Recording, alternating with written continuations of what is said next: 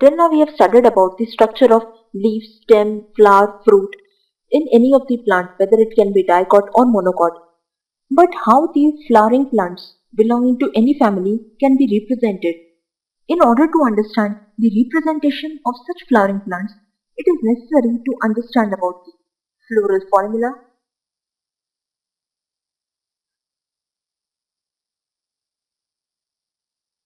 and floral diagram.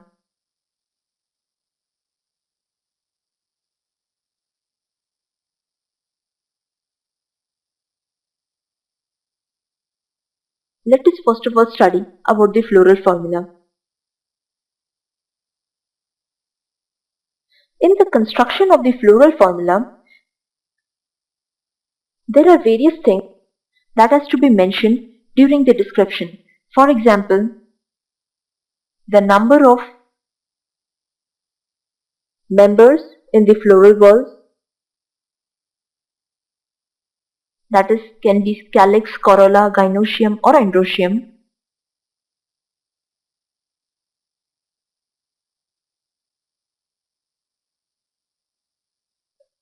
Whether they are union or separated from each other.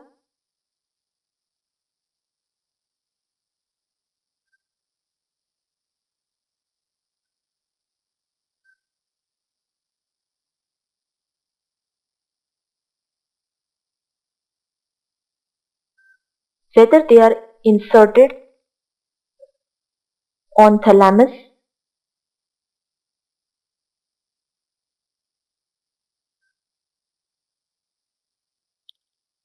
their association with other whorls,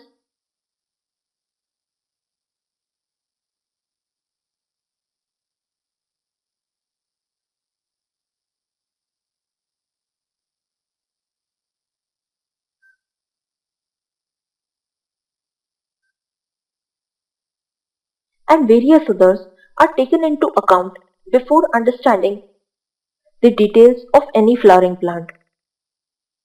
In order to understand the floral formula, there are various symbols used in the floral formula. Let us understand each of them along with their meaning.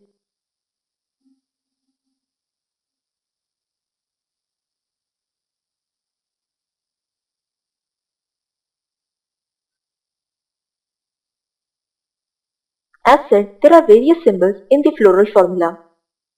Let us understand each of them. Let us first of all begin with the bracts. In any flowering plant belonging to any family, from the point of view of bract, a flowering plant can be either bracteate, ebracteate or bracteolate. So, Br represents bracteate. That is, a flower is bracteate in nature. EBR depicts that the flower is ebracteate. And BRL indicates that the flower is bracteolate in nature.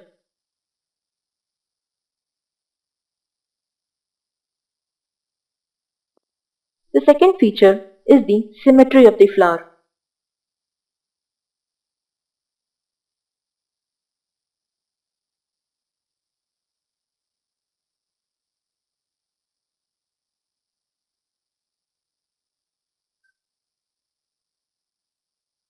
In order to represent that whether a flower is actinomorphic or a regular flower,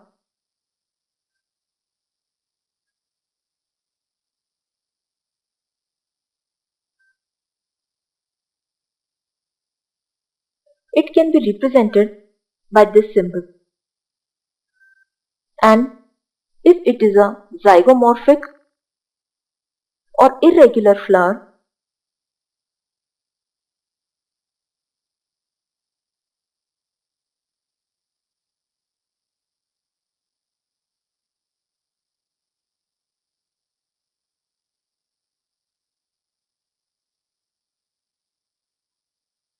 then it is represented by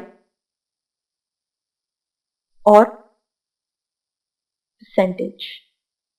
Then comes the third feature, that is the sex of the flower. This symbol represents that the flower is staminate.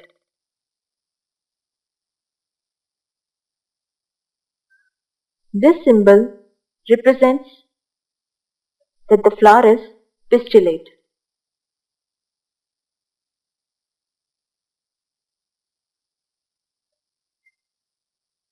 And this symbol represents that the flower is bisexual.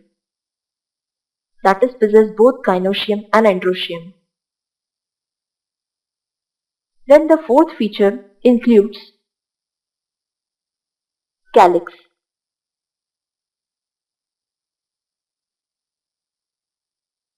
Capital K represents the presence of calyx.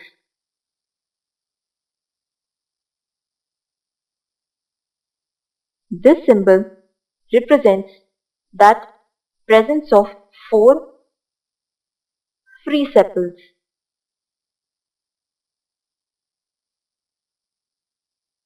And if this 4 is within a bracket, then it forms 4 fused sepals.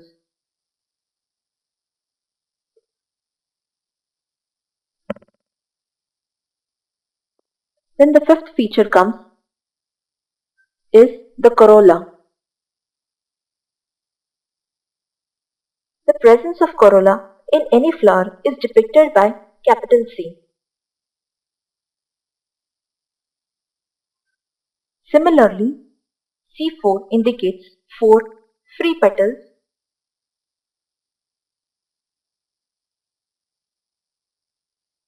and this 4 within a bracket depicts 4 fused petals.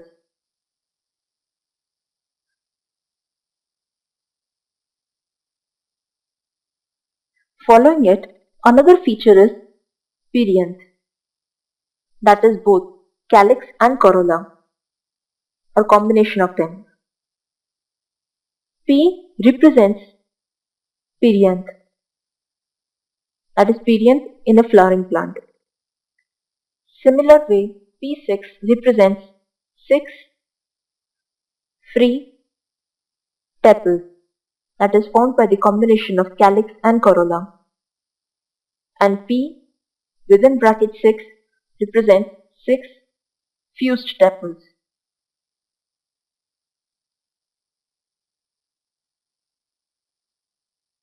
And this occurring in a combination of 3 plus 3 represents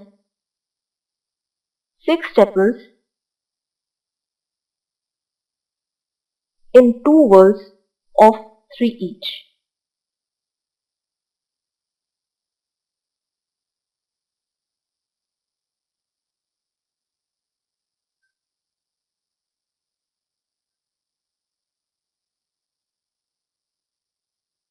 Following it, there occurs another feature or organ, that is androecium. That is the male reproductive part of the flower. Here capital A indicates the presence of androecium. Definitely that means the presence of stamens in a flower. A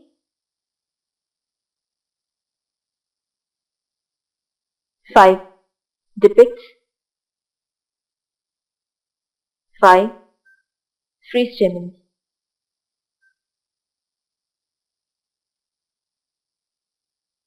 A within bracket 5 indicates 5 fused stamens.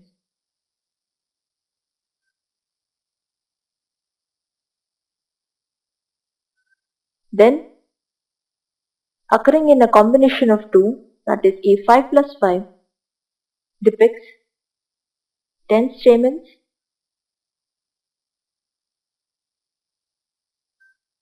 in 2 whorls of 5 each, as studied earlier in case of perianth.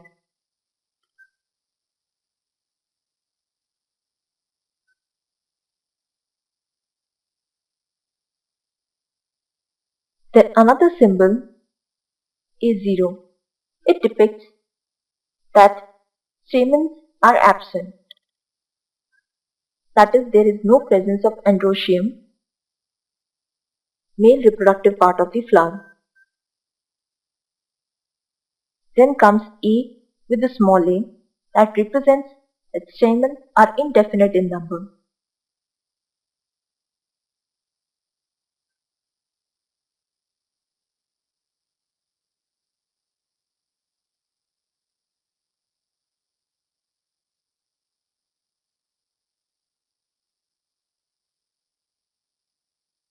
Then comes another symbol,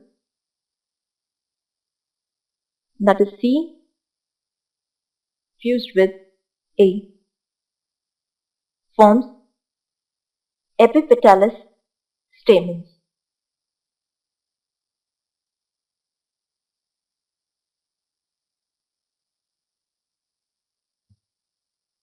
That is, the androecium is attached to the corolla, or the stamens are attached to the petals. Following it comes another symbol, that is epiphyllous stamens.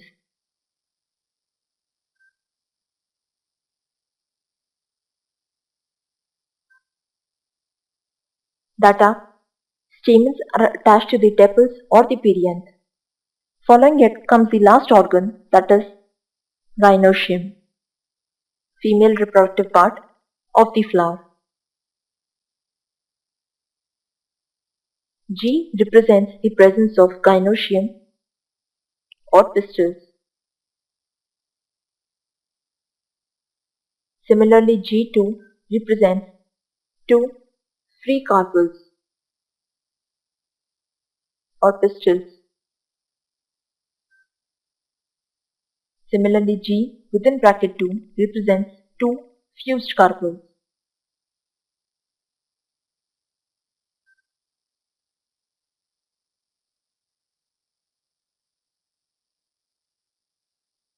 Similarly, G0 represents that the carpels are absent.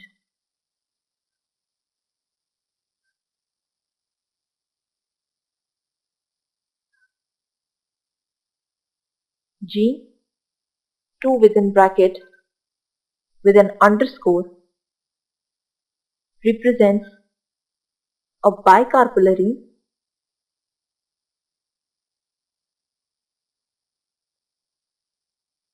syncarpous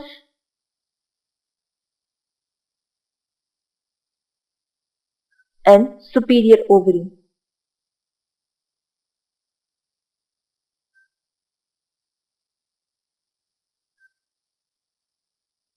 Where this underscore depicts the superiorness of ovary and syncarpous, that is 2 within the bracket, indicates that the carpels are in fused form. Similarly, G2 within bracket and a slash is known as bicarpellary syncarpous but a semi-inferior ovary.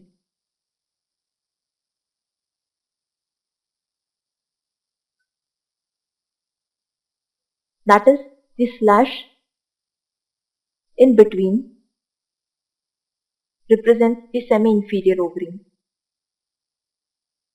Following it, the last symbol, that is G within bracket 2 and a slash above G, represents bicarpellary syncarpous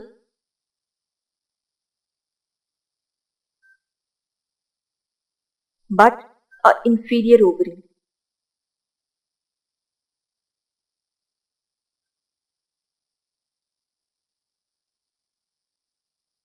Now, in constructing the formula after the symbol of the concerned floral formula that we have studied till now, the number of words in that word is written as it can be depicted from the symbol.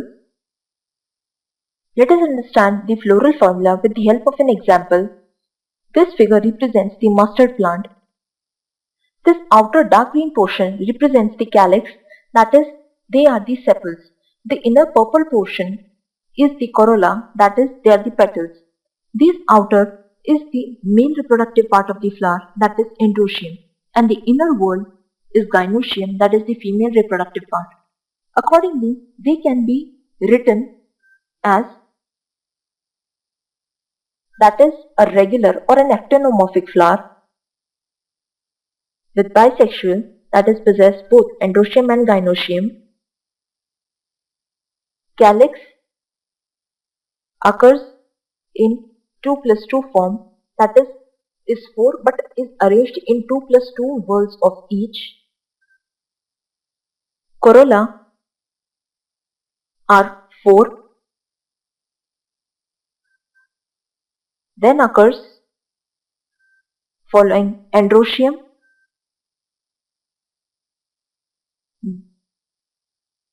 which are 6 but occurs in 2 plus 4 form.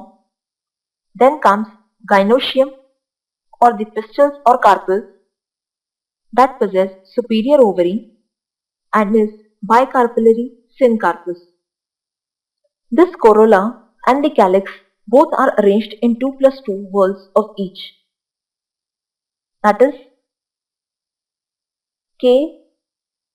calyx occurs in 2 plus 2 form, that is 4, and corolla similarly occurs in 2 plus 2 form, that is 4.